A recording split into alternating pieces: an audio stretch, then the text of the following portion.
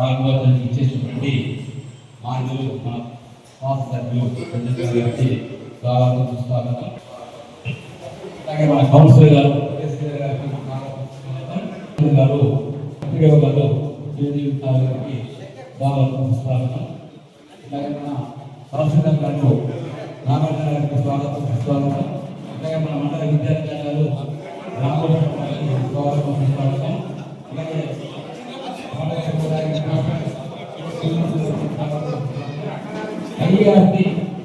వైఆర్టీ ఉపాధ్యాయులు సుబ్రహ్మణ్య గారికి స్వాగతం సుస్వాగతం.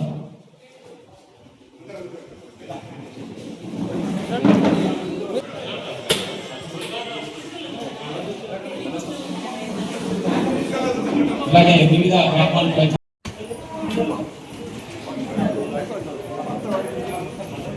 సరిగ్గా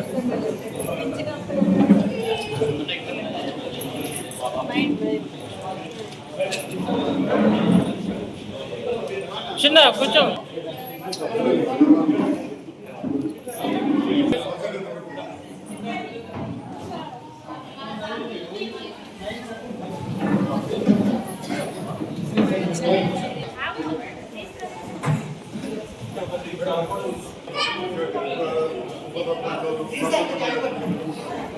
సార్ ఇక్కడ సార్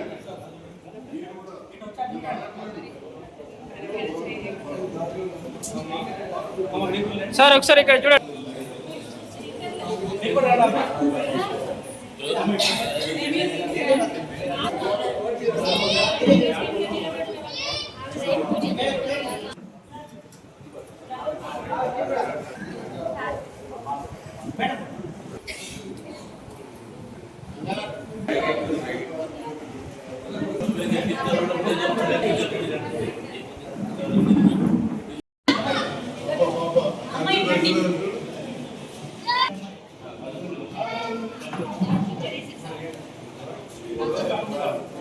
సార్ చిన్న ఓకే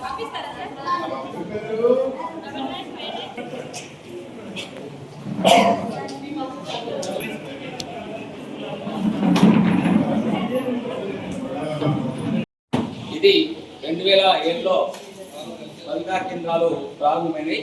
మన ప్రతి మండలం కొట్టి మన తెలంగాణ రాష్ట్ర వ్యాప్తంగా రాయకల్ మండల కేంద్రంలో భవితా కేంద్రం ఉంది.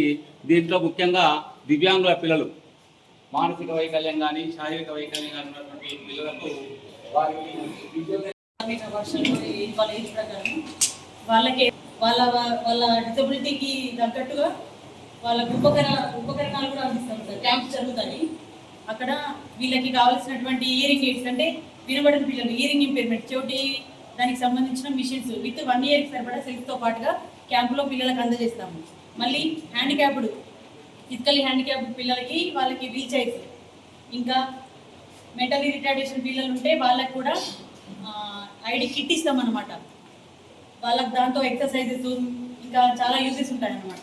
వీళ్ళకు monthly escort allowances transport allowances కూడా పడతాయి సార్. ఈ మండల్ మొత్తంలో మనకి 70 మెంబర్స్ ఉన్నారు సార్. స్కూల్ టైం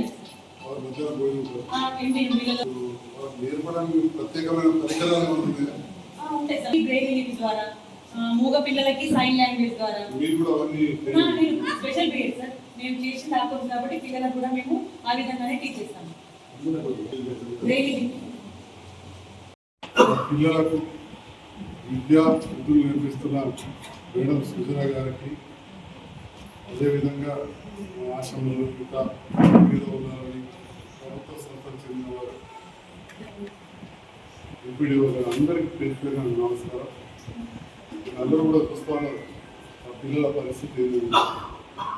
ఒక దివ్యాంగులైన అమ్మాయో అబ్బాయో మనం చూస్తే ఆ కుటుంబం అంతా కూడా కుటుంబమే ఒక్కరు కాదు.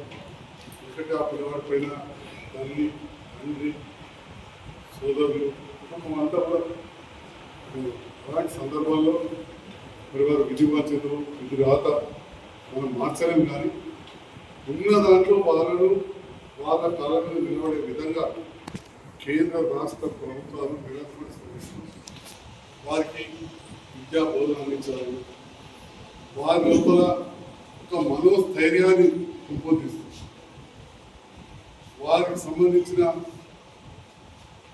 తోటి వారికి కలిసి ఆటపాటలు, చదువు, టెక్నికల్ ఎడ్యుకేషన్ ఇవన్నీ కూడా చేస్తాం.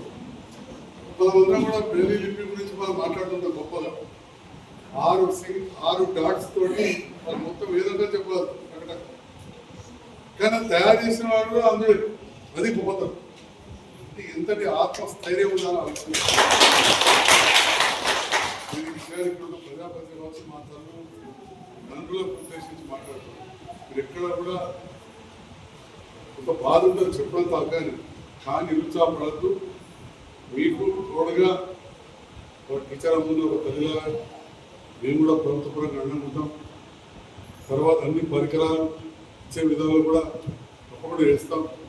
గౌరవ మంత్రి ఇప్పుడు దివ్యాంగుల శాఖకు లక్ష్మణ్ కుమార్ గారు మొన్ననే మాటించండి కోరిన జగిత్యాలలో ఎట్లయితే కరీంనగర్లో దివ్యాంగులకు సంబంధించిన పాఠశాల రిహాబిలిటేషన్ సెంటర్ వాళ్ళ ఉందో ఇట్లా జగిత్యాలు ఏర్పాటు చేయాలని చెప్పి కూడా కోరడం జరిగింది. వాళ్ళు సానుకూలంగా స్పందించి వాళ్ళ డిపార్ట్మెంట్ వారికి ఆదేశాలు ఇచ్చారు. మళ్ళీ కూడా వారి కోరి ఇక్కడ మంచి పాఠశాల రిహాబిలిటేషన్ సెంటర్ అంటే వాళ్ళకి ఇంకా వృత్తి మీద నేర్చుకునే విధంగా కూడా చేస్తామని, వీళ్ళకు ఏవైతే ఎయిడ్స్ అవసరం ఉందో ఎక్కడైనా నేర్చుకోవడానికి, అవి నడవడానికి, చూడడానికి, చూపు మొత్తం పొత్తున్న వాళ్ళకి టెలిస్కోపిక్ తెలుస్తుంది. చోలిన వాళ్ళకి మేడం చెప్పింది హియరింగ్ ఎయిడ్స్, నడవడానికి ఇవన్నీ కూడా చేస్తాం. వాటితో పాటు ల్యాప్టాప్లు, సెల్ ఫోన్లు కూడా ఇస్తున్నారు. అంటే ఏ రకంగా వాళ్ళు చదవగలుగుతారు, వాళ్ళ కాళ్ళ మీద వాళ్ళు నిలబడతారు అనే దానికోసం చేస్తూ వారికి అన్ని విధాలుగా అండగా ఉండవని చెప్పి తెలియజేస్తుంది. ఈ కార్యక్రమం పెద్ద డబ్బుతో కూడుకున్నది కాదు, కానీ చాలా శ్రమతో కూడుకున్నది. అలాంటి పని ఇక్కడ చేయబోతున్నారు.